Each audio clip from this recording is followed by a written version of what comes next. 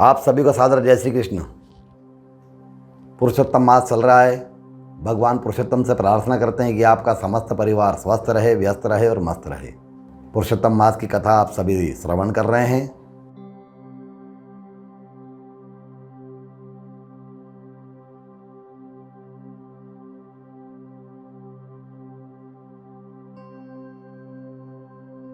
भगवान विष्णु लक्ष्मी जी से कहते कि है लक्ष्मी, पहले एक समय में सोमवंश में उत्पन्न सुमति नाम का एक प्रख्यात राजा हो चुका है।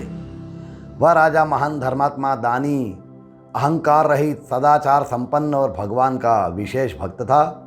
नित्य भगवान की पूजन करना, आराधना करना, स्तुति गान करना, अनेक पुराणों का श्रवण करना, इसी तरह वह अपनी दिनचर्या बना करके पुत्र के समान प्रजा का पालन किया करता था। राजा की स्त्री का नाम सुष्टमती था। वह भी पतिव्रता के धर्म के परिपूर्ण महाभाग्यवती, सभी शुभ लक्षणों से संपन्न और भगवत भक्ति से परिपूर्ण थी। भगवान की कृपा और अपने पुण्य कर्मों के प्रभाव से राजा रानी दोनों को अपने पूर्व जन्म का वृतांत संपूर्ण स्मरण था। पिछले जन्म की सब यादें उनको याद थी। इसी कारण से वे दोनों इस जन्म में भी जब अधिक मास आता, पुरुषोत्तम मास आता, बड़ी भक्ति और श्रद्धा से नियम पूर्वक व्रत धारण करते, भगवान पुरुषोत्तम का पूजन करते, अनेक प्रकार के दान करते और कर्म करते हुए अपना समय व्यतीत करते। जन समुदाय को सुख देने के निमित्त कुएं, बावड़ी, तालाब का निर्माण करवाते और उनके यश का प्रसार होता चला गया। खूब ख्याति हो गई उनकी। एक समय राज्य में अंगिरस ऋषि का अनेक शिष्यों के साथ आगमन हुआ। वे सब भ्रमण करते हुए राजभवन की ओर पहुँचे। ऋषि का आगमन सुनकर के राजा रानी दोनों मुख्य द्वार पर जा कर के मुनि के चरणों में प्रणाम करते हैं। आदरपूर्वक उनको राजमहल में ला करके उनको उत्तम सिंहासन पर विराजमान करते हैं, बैठाते हैं। उनके चरण का पाद प्रक्षालन करते हैं, पाद्यार्घ्य उनको अर्पण करते हैं। आदि के द्वारा उनका पूजन किया जाता है और अनेक प्रकार के उनके साथ में जो थे उनको भी आसन पे बिठा करके आदरपूर्वक हाथ जोड़ करके प्रार्थना करते हुए कहते हैं कि हे मुनिराज, आपके आगमन से मैं कृतार्थ हो गया हूँ। मेरा अहोभाग्य जो आप इस भवन में पधारे। आपने अपने चरण रज से पवित्र कर दिया इस भवन को। संतों का आगमन, संतों की कृपा से दुर्बुद्धि वाला भी धर्म के प्रति होकर के अनुराग की वृद्धि होती है। जिस पर संतों की कृपा हो उनको तीनों लोक में से कोई वस्तु नहीं है जो उनको न प्राप्त हो सके। संतों के चरणों का जल अपने शरीर में धारण करते हुए समस्त तीर्थों का पुण्य प्राप्त हो जाता है। आपके आगमन और दर्शन से मेरे समान संसार में कोई पुण्यवान नहीं होगा, ऐसा मैं समझता हूँ। राजा के ऐसे नम्रतापूर्वक वचनों को सुनकर के ऋषि बड़े प्रसन्न होकर के राजा के सिर पर हाथ फिराते हुए कहते कि हे राजन, तेरे जैसा धर्मात्मा और धर्म अर्थ काम मोक्ष को जानने वाला और नम्रता और विनय से युक्त शब्दों को सुन करके बड़ी मन में प्रसन्नता हुई। विनय के द्वारा संसार में सभी अप्राप्य वस्तुओं को मनुष्य प्राप्त कर लेता है। हमेशा तेरा और तेरी प्रजा का कल्याण हो, यह मेरा आशीर्वाद है।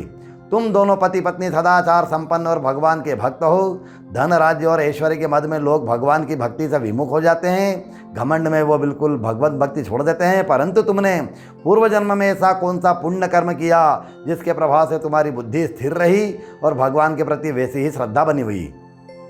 ऋषि के वचनों को सुनकर के राजा सुमति हाथ जोड़ करके कहता कि हे ऋषिवर, आप त्रिलोकी के नाथ है, आप त्रिलोक्य है। आपके आंवले के समान भूत भविष्य वर्तमान आपके हाथ में रहता है।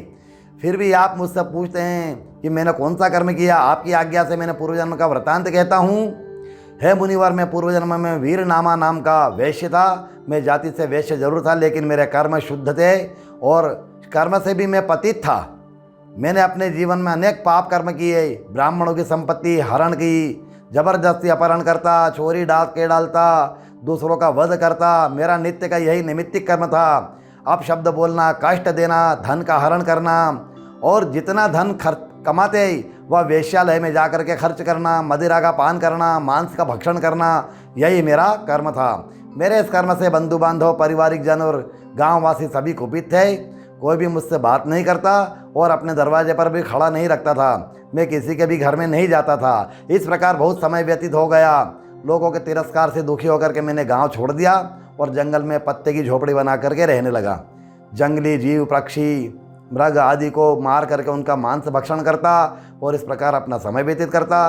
परंतु जंगल में कभी कभी पशु पक्षी का शिकार नहीं मिलता तो भूखा ही रहना पड़ता था। इस प्रकार भूख कर रह करके जंगल में घूमता रहता था और भूख से व्याकुल होकर के एक समय जंगल में घूमता हुआ काफ़ी दूर निकल गया। वहाँ मैंने एक स्थान पर देखा कि अत्यंत जीर्ण अवस्था में भगवान विष्णु का मंदिर है। पास में ही सुंदर स्वच्छ जल से भरा हुआ तालाब है, कमल खिले हुए हैं और अनेक प्रकार के पक्षी कलरव कर रहे हैं। तालाब के समीप जाकर उसका जल ग्रहण करके मन को शांति मिली और विश्राम के निमित्त एक वृक्ष के नीचे लेट गया। इधर मेरी पत्नी मेरे चले जाने के बाद दुखी होकर के इधर उधर भटकने लगी। मेरे बंधुजनों ने मेरे न रहने पर घर संपत्ति का अपहरण कर लिया। मेरी पत्नी को भी गाँव से निकाल दिया। कोई भी अपने पास उसको आश्रय देने को तैयार नहीं था। मेरे दुष्कर्मों का फल मेरी पत्नी को भोगना पड़ा। दुखी होकर के उसने जंगल में प्रवेश किया और भटकती हुई भूख प्यास से दुखी होकर उसी जगह पर पहुंच गई जहां मैं लेटा हुआ था। उसको देख करके मुझे भी दुख हुआ। मैंने उसको कुछ जंगली फल खाने को दिए। फल ग्रहण करके, जल ग्रहण करके उसका मन कुछ शांत हुआ। मेरे पास आकर के बैठ गई और कहने लगी कि हे स्वामी, जानते हुए अथवा अनजाने में जो भी पाप मनुष्य से हो जाते हैं, उस कर्म का फल मनुष्य को जीवन पर्यंत और मृत्यु के बाद भी रोराव आदि नरकों की यातना से दुख भोगना पड़ता है। अपने पूर्व कर्मों का प्रायश्चित न करने से निरंतर पाप होते रहते हैं और कभी दुख से छुटकारा नहीं मिलता है। मैंने ज्ञानी और धार्मिक पुरुषों से सुना है कि भगवान के नामों में इतनी शक्ति है कि जन्म जन्मांतर के समस्त पापों को क्षण भर में नष्ट करके मन को शांति और सुख की अनुभूति कराते हैं।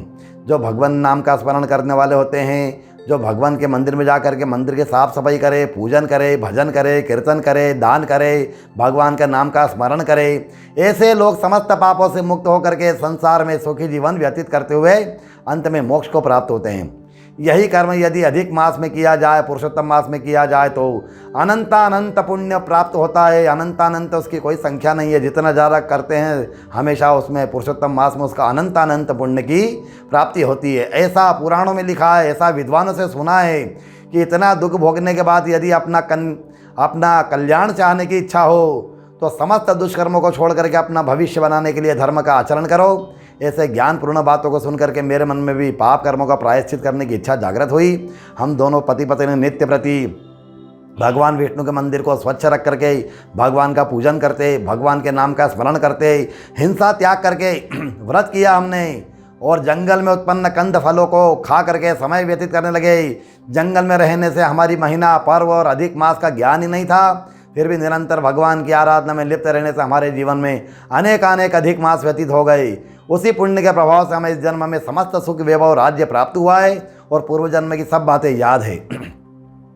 राजा सुमति के द्वारा पूर्व जन्म का वृतांत और अधिक मास के महात्मा को सुनकर के अंगिरस ऋषि बड़े प्रसन्न होते हैं, राजा को आशीर्वाद देते हैं और राजा के आश्रम से वह प्रस्थान करते हैं। राजा सुमति भी निरंतर धर्माचरण के पथ पर चल करके अधिक मास पुरुषोत्तम मास में भगवान पुरुषोत्तम की आराधना करता हुआ सांसारिक सुखों को भोग करके अंत में मोक्ष को प्राप्त करता है। सूत जी कहते हैं कि हे ऋषियों, इसी कथा के प्रसंग को अर्थात लक्ष्मी और विष्णु के संवाद को वाल्मीकि ऋषि दृढ़ जनवा के पूर्व के कथा के प्रसंग में सुना रहे थे।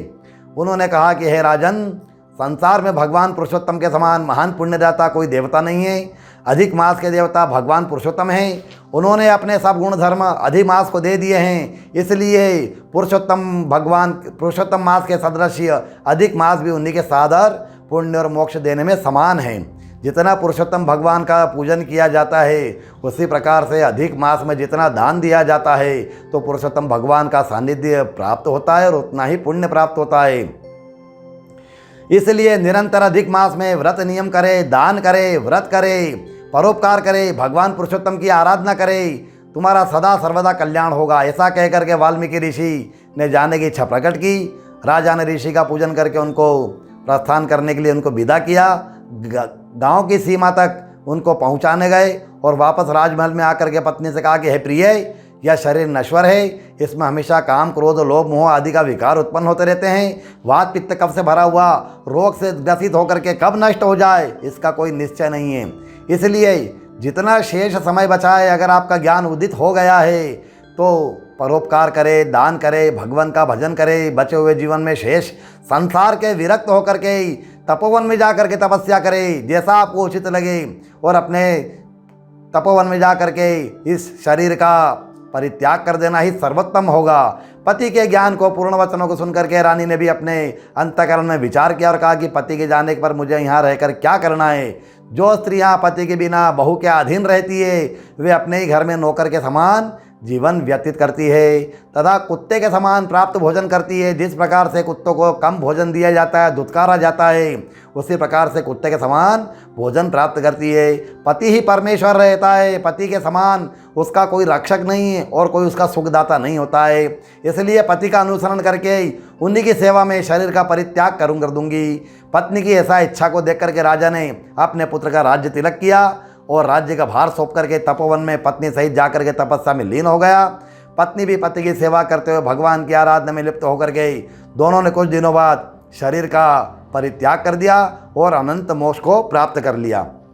आज की जानकारी, जिनकी मेष राशि है, बोलते नाम से या जन्म नाम से, जो भी वैसे अधिकतर बोलते नाम से कार्य होते हैं, जिनकी मेष राशि है वे लाल लाल गाय का गौमूत्र अपने घर पर छीटे और शाम को गूगल दे।